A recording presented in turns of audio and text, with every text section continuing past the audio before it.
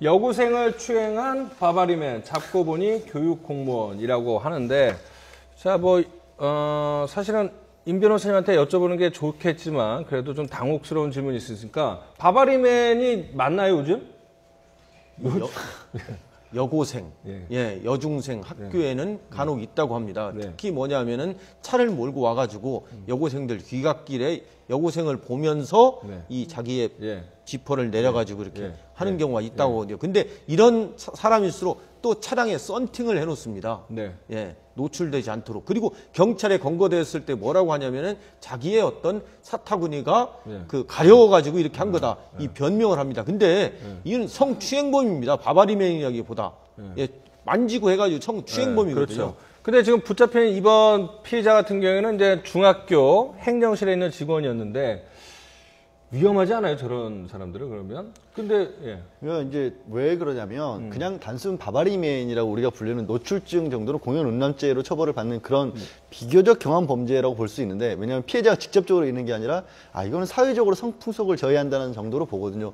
문제는 이 사람들이 여기서 그치질 않고 자극의 강도가 점점 강한 걸 추구하다 보면 직접적으로 피해자를 만드는, 그러니까 성추행이나 성폭행으로 나갈 수 있는 가능성이 있다라는 거예요. 그래서 이게 그 사람들이 현재 병적인 수준으로서 바바리맨이라는 생각을 할 때 빨리 경고를 하고 적극적으로 대처를 해서 치유를 해주지 않으면 정말로 사람에게 피해를 끼칠 수 있게 변할 수가 있고, 말씀하신 것처럼 학교 교육공무원이다, 중학생이다, 고등학생들이다, 이런 친구들을 직접적으로 대할 수 있는 위치에 있다 보면 그런 유혹이나 자극을 더 쉽게 느낄 수가 있겠죠. 지금 이분 같은 경우도 보면 바바리맨으로서의 하는 그런, 어떻게 보면 나를 갖다 보여주고 그걸 통해서 이제 쾌락을 얻는 데서 더 나아간 것 같아요. 그러니까 이 바바리맨 행위가 자꾸 반복이 되고 그것이 어떤 처벌을 받지 않게 되는 그런 상황들이 벌어지다 보니까 보통 여고생들은 이런 피해를 입더라도 쉬쉬하고 숨기는 경우가 많거든요. 직접 막 신고하고 문제를 적극적으로 알리려고 하는 그런 경우들이 좀 적습니다. 그런데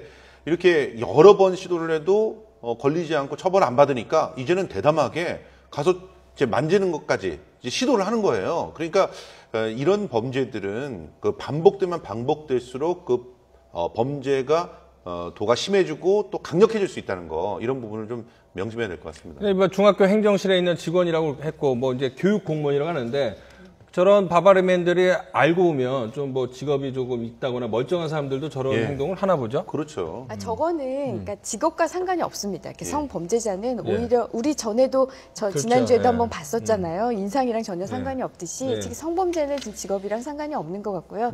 이게 그냥 예를 들면 그냥 바바리맨. 그러니까 우리가 공연음란죄로 그냥 아까 말씀하신 것처럼 어떤 성풍속을 해친다 정도만 바라보실 수도 있겠지만, 지금 저 사람들이 나타나고 있는 지역이 다 이렇게 여자 중학교, 여자 고등학교 앞이거든요. 왜냐하면 저 사람들은 자신의 신체를 노출했을 때 피해자들이 그걸 보고 이렇게 비명을 지른다거나 깜짝 놀라거나 여기에 흥분을 느끼거든요.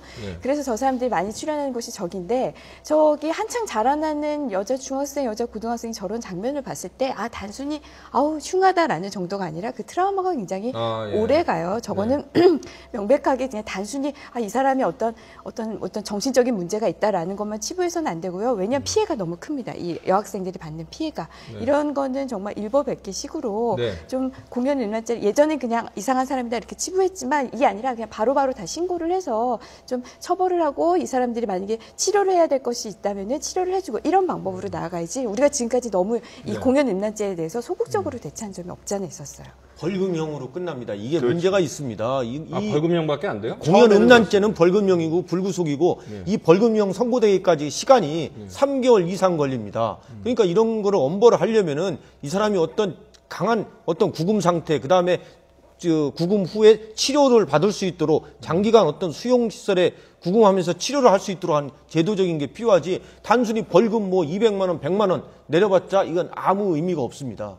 또 하나 추가드리고 싶은 게, 만약에 그런 사람을 봤을 때 그냥 무시하거나 소리를 지르거나 이러시면 안 되고, 사실 그 사람한테 민망하게 하면 되거든요. 그럼 그 사람들은 바로 이제 고개를 숙입니다. 예를 들면 저거 신고해야겠다 했으면 카메라를 꺼내서 찍으려고 한다던가, 아니면 좀 당신 왜 그러냐 이렇게 면박을 주거나 이러면은 바로 그게 수그러들거든요. 그러니까 만약에 TV를 시청하시는 어르신들이 계시다면은 자녀분들한테 그런 거 봤을 때 너무, 물론 놀라겠지만 놀라더라도 이제 그 좀 어떤 뭐 증거를 수집하려고 한다던가 아니면 아저씨 왜 그러시냐. 그러니까 소리를 지르거나 격하게 반응하는 건 오히려 그 사람 그렇죠. 더 사람들이 자극시켜요. 원하는 거죠. 그러니까 뭐 별 볼 일 없네 뭐 이런 식으로 대수롭지 않게 넘어가면 오히려 그 사람이 그런데 이게 또 뭐 전반적으로는 우리 임 변호사님의 말씀이 맞는데 특정한 경우 그러니까 굉장히 이 바바리맨으로서의 그 어떤 성적 취향이 더 극심해지면서 나중에는 아주 공격형을 갖다 띠게 되는 이분 같은 경우는 조금 그런 게 의심스럽거든요. 사실은 바바리맨들은 가서 만지거나 이러지 않거든요. 대부분은 접촉을 하지 않아요. 굉장히 성적으로 자기가 스스로 좀 자신감이 없고 네. 그래서 그 스스로는 여자 앞에서는 굉장히 소극적인 그런 사람들이 많기 때문에 적극적 추행을 잘 안 하거든요. 네. 그런데 이 적극적 추행까지 나서는 사람들은 굉장히 나중에 그것이 강화된 그런 상태라서 네. 이런 분이 자칫 잘못하면 그런 식의 어떤 무시나 모욕을 갖다 좀 당했을 때는 2차, 3차의 범죄가 발생할 수도 있기 때문에 일단은 사람들이 같이 다니는 것이 좋고 적절하게 놀라지 않고 의연하게 대응하는 그 정도의 수준에서 머무르셔야지 공격적으로 어떤 행동들을 했다가는 문제가 생길 수가 있습니다. 자, 근데 이제 바바리맨도 종류가 있다고 하는데 뭐 남고 보통 이제 여고나 여중학교 가는 사람들로 알고 있는데 남고 가는 사람도 있습니까? 저거는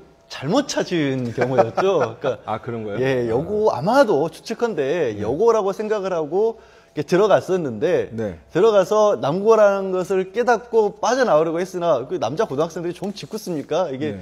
둘러싸고 정말로 이렇게 안 놔준 거죠. 그래서 약간 오히려 굉장히 당황하게 만들고 좀 뭐 민망하게 수치심을 준 다음에 경찰에게 체포를 해서 예. 현행범으로 인도를 한 거죠. 왜냐하면 범죄자는 현행범일 경우에는 뭐 일반인들도 체포는 충분히 가능하거든요. 아, 그렇군요. 예, 그 잘못 들어갔다가 정말 큰 곤욕을 치르고 아마 그 덕에 저분은 아마 모르겠습니다만 좀 치유가 되지 않았을까. 다시는 이런 짓 하지 않아야겠다라고 생각할 수도 있지 않았을까 싶습니다. 혈기왕성한 남자 고등학교 학생들한테 잘못 걸리면 된통. 아, 그럼요. 그렇죠. 그래서 그리고 또 다른 종류도 있다고 하는데요. 요즘은 이제 뭐 스마트폰 자주 쓰니까는 SNS에다가 그냥 자기의 어떤 나체 사진을 올려갖고 마구자기를 저렇게 발송을 한다고 합니다. 자, 한 가지 더 볼까요? 이제 외국 같은 경우에 저런 짓을 하는데 이제 공연 음란죄라는 게 외국에도 있습니까? 뭐 있는 나라도 있고 없는 나라도 있을 것 같다는 생각이 들어요. 공공장소에서 본인의 어떤 성적 수치심을 불러일으킬 정도 노출을 했었을 경우에는 처벌하는 경우가 있고 많고 과태료를 매기는 경우도 많은데 그 얼마 전에 뭐 미국 같은 데서도 10년 넘게 본인의 집 안에서 노출을 하는데 이게 공공장소는 아닌 자기 집 안에서 벗고 밖으로 나오지 않는 경우에 처벌을 할 것인가 말 것인가 국제적으로도 화제가 된 사건이 있었죠. 그렇듯이 이 말씀하신 부분들에 대해서는 이걸 어떻게 규율해야 되느냐가 굉장히 논의가 많죠.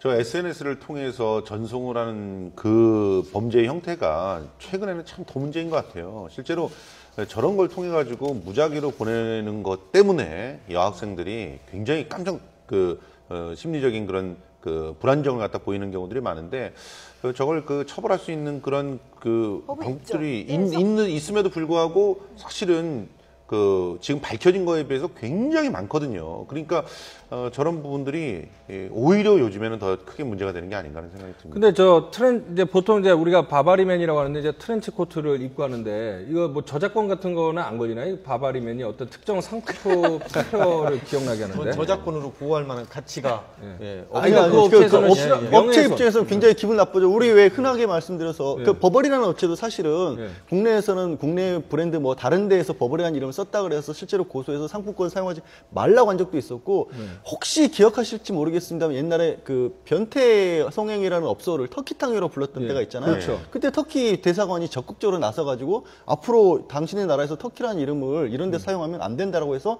국제적으로 문제를 제기해서 뺐던 적도 있죠. 버버리 입장에서는 굉장히 명품 브랜드 상표인데 자기네 코트, 자기네를 상징하는 옷이 저런 식으로 쓰인다는 것에 대해서 한국 언론에 이의를 제기할 수도 있다는 생각이 브랜드 쓰면서 쓰지 말아야겠네요, 저도. 근데 저희 뭐 사견으로는 저런 뭐 우리가 트렌치 코트를 보통 바바리 코트라고도 많이 하잖아요. 그렇죠. 이미 그게 거의 이제 일반 명사가 돼서 그래서 굳이 아마 그 버버리라는 상표에서 제 생각에는 문제를 삼을 것 같지는 않아요. 트렌치 코트맨 하면 좀 멋있어 보이나요? 네? 트렌치 코트맨. 아니, 근데 그거는 트렌치 코트를 자주 입었기 때문에 그것이 상징화된 거지. 또 트렌치 코트맨 이렇게 얘기가 이제 옮겨갈 것 같지는 않습니다. 언어를 사용한다는 것은 사회적으로 영향력을 갖다 획득해야지 그 용어를 사용할 수가 있는 것이니까. 알겠습니다.